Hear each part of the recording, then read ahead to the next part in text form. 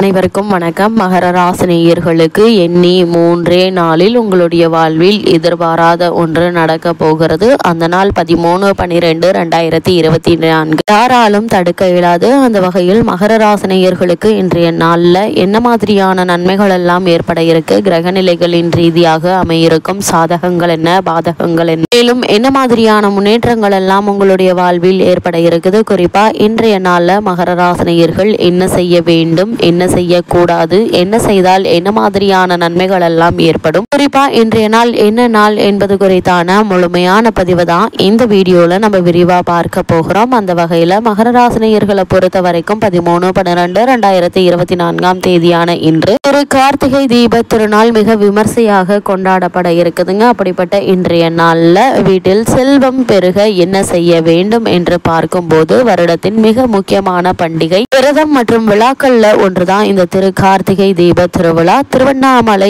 அருணாச்சலேஸ்வரர் கோவிலில் 10 நாட்கள் விழாவாக திரு கார்த்திகை தீப திருவிழா கொண்டாடப்படுவது வழக்கங்க. இவ்விழாவில் 10 நாட்களும் பஞ்சமூர்த்திகள் பவனி காண்பதுடன் மகா தீபம் ஏற்படுவதற்கு முன் கோவிலில் வருடத்திற்கு ஒரு முறை மட்டும் ஒரு சில நிமிடங்கள் நடக்கும் அர்த்தநாதீஸ்வரர் தரிசனத்தையும் இன்றைய நாள் நம்மால் காண முடியுங்க. இந்த திரு கார்த்திகை தீபம் அன்று மாலையில் வீடுகள் தோறும் தீபங்கள் ஏற்றப்பட்டு தீபங்களின் வடிவாக இறைவனை வழிபடுவது வழக்கங்க. வீடுகள்ல தீபம் ஏற்றும் போது எந்த முறையில் எத்தனை தீபங்கள் எந்தெந்த இடங்களில் ஏற்ற வேண்டும் என்பது குறித்து விதிமுறைகள் இருக்குதுங்க. அவற்றையும் நாம் தெரிந்து கொள்ளலாம். இந்த கார்த்திகை தீபம் அப்படின்னா என்ன என்று பார்க்கும்போது, கார்த்திகை மாதம் என்றாலே அனைவருக்கும் நினைவில் வருவது திருவண்ணாமலை உச்சியில் ஏற்படும் மகா தீபமும் வீடுகள் தோறும் ஏற்றப்படும் தீபங்களும் தாங்க. இந்துக்களின் வழிபாடு முறையில் தீபம் ஏற்றி வழிபடுவது என்பது மிக முக்கியமான மற்றும் சக்தி வாய்ந்த வழிபாடாக பார்க்கப்படுகிறது. சாதாரணமாக இறைவனை வழிபடுவதும் மந்திர ஜபம் செய்வதையும் விட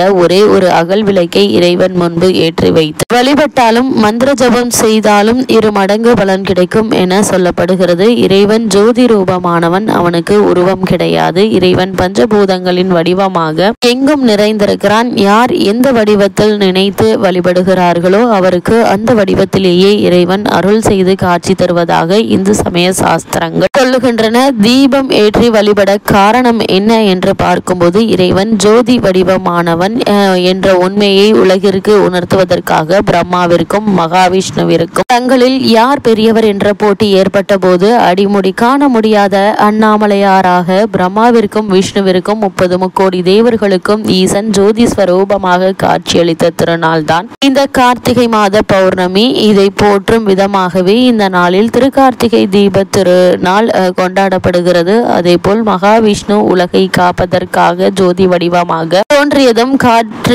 கார்த்திகை மாதத்தில் தான் என்பதால் அதன் நினைவாக வைணவ தலங்களிலும் பஞ்சராத்திர தீபம் ஏற்றி வழிபடப்படுகிறது. அது மட்டுமில்லாமல் இந்த ஆண்டை பொறுத்த வரைக்கும் கார்த்திகை தீபம் எப்போது கொண்டாடப்படுகிறது என்று பார்க்கும்போது, கார்த்திகை தீப திருநாள் என்று திருவண்ணாமலை அருணாச்சலேஸ்வரர் கோவிலுக்கு பின்புறம் உள்ள அண்ணாமலையின் உச்சியில் மகா தீபம் ஏற்பட்ட பிறகு அதனை தரிசித்துவிட்டு மாலை 6 மணிக்கு பிறகு வீடுகளில் தீபம் ஏற்றி வழிபடுவது வழக்கம். அதாவது திருவண்ணாமலையில் ஜோதி வடிவமாக காட்சி தந்த சிவபெருமான் நம்முடைய வீடுகளிலும் எழுந்தருளி நமக்கு அருள் செய்ய வேண்டும் என்பதற்காக வீடுகளிலும் விளக்கேற்றும் வழக்கம் உள்ளதுங்க. இந்த ஆண்டு கார்த்திகை தீப திருநாள் டிசம்பர் 13ஆம் தேதி, அதாவது கார்த்திகை 28ஆம் தேதி வெள்ளிக்கிழமை வருகிறதுங்க. கார்த்திகை மாதத்தில் வரும் கார்த்திகை நட்சத்திரம் அன்றே திரு கார்த்திகை தீப திருநாள் கொண்டாடப்படுகிறதுங்க. அன்றைய தினம் காலை 6:51 மணிக்கு துவங்கி டிசம்பர் 14ஆம் தேதி காலை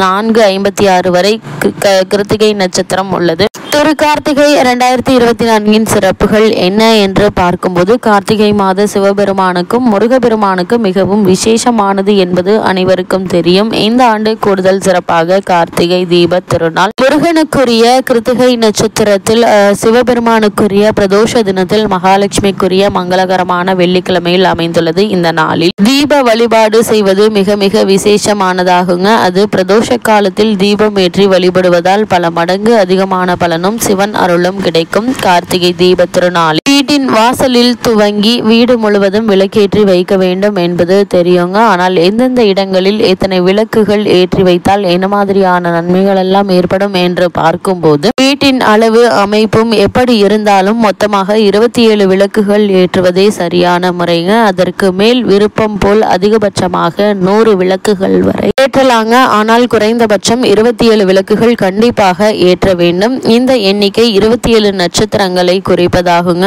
மண் அகல் விளக்கில் நல்லெண்ணெய் அல்லது பஞ்சக்கூட்டு எண்ணெய் இட்டு பஞ்சத்திரியால் விளக்கேற்ற வேண்டுங்க. குறைந்தபட்சம் ஒரே ஒரு விளக்காவது நெய் தீபமாக ஏற்ற வேண்டும். இந்த நெய் தீபத்தை பூஜை அறையில் உள்ள சாமி படத்திற்கு முன் ஏற்றுவது மிக மிக சிறப்பு. அதே போல ஒரு முறை விளக்கேற்றிய பிறகு அதை அடிக்கடி தூண்டி விடுவதோ அல்லது எண்ணெய் ஊற்றி கொண்டோ இருக்கக்கூடாது. அது தானாக குளிரும் வரை அப்படியே விட்டுவிட வேண்டும். அதே போல் அகல் விளக்காக இருந்தாலும் பெரும் தரையில் வைக்கக்கூடாது. வாழை, அரசு, செம்பருத்தி, வெற்றிலை என சுபிட்சத்தை தரும் ஏதாவது ஒரு இலையின் மீது வைத்துதான் ஏற்ற வேண்டும். முதலில் வாசலில் கோலத்தின் மீது வைத்த விளக்கு, பிறகு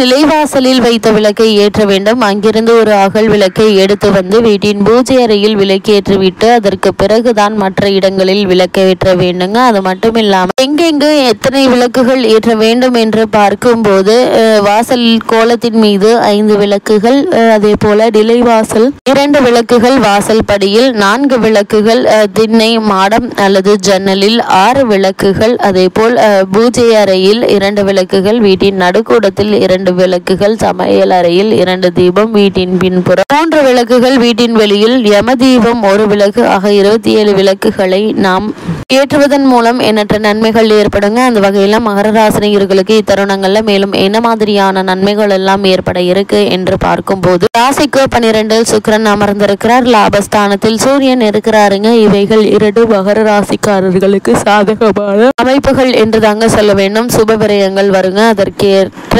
வருமானமும் இருக்குங்க. குடும்பத்தில் உள்ளவர்கள் மன மகிழ்ச்சியோடு இருப்பார்கள். பாக்கியஸ்தானாதிபதி புதன் லாபஸ்தானத்தில் இருப்பதும் அவர் சூரியனோடு இணைந்து இருப்பதும் நல்ல ஒரு அமைப்பு என்று தாங்க சொல்ல வேண்டும். அது மட்டும் இல்லாமல் அரசாங்க காரியங்கள் அனைத்துமே உங்களுக்கு பலிக்க இருக்குது. அரசாங்க தேர்வுகள் வெற்றியை தருங்க. புதிய வேலை வாய்ப்புகள் மீண்டும் உங்களுக்கு உண்டாக இருக்குங்க. தர்ம காரியங்கள் செய்வதில் ஆர்வம் காட்டுவீங்க. அதே போல் என்ன மாதிரியான விஷயங்கள்ல நீங்கள் சற்று கவனமாக இருக்க வேண்டும் என்று பார்க்கும்போது, குரு 5ஆம் இடத்தில் வக்ரம் பெற்றிருக்கிறார். அவர் உங்களுக்கு விரயஸ்தானத்திற்கு அதிபதியாவதால் என்ன முயற்சித்தாலும் சிறிய தடைகள் தாமதங்கள் இருந்து கொண்டே தாங்க இருக்கும். அதனால் நீங்கள் கவலைப்பட வேண்டிய எந்த ஒரு அவசியமும் இல்லைங்க. ஒரு இனம் புரியாத கவலை இருந்து கொண்டே இருக்குங்க. அதை கற்பனை கவலையை வென்றெடுத்தால் உங்களுக்கு நிம்மதியான ஒரு வாழ்க்கை அமையும் என்பதை கிரகநிலைகள் அறிவுறுத்துது. அது மட்டும் இல்லாமல் தனுசு ராசினியர்களுக்கு இத்தருணங்கள்ல கிரகநிலைகளின் ரீதியாக கூறப்படும் பரிகாரம் என்ன என்று பார்க்கும்போது, இன்றைய நாள்ல தீபம் ஏற்றி வழிபடுங்க. எண்ணற்ற நன்மைகள் உங்களுடைய வாழ்வில் ஏற்படும்.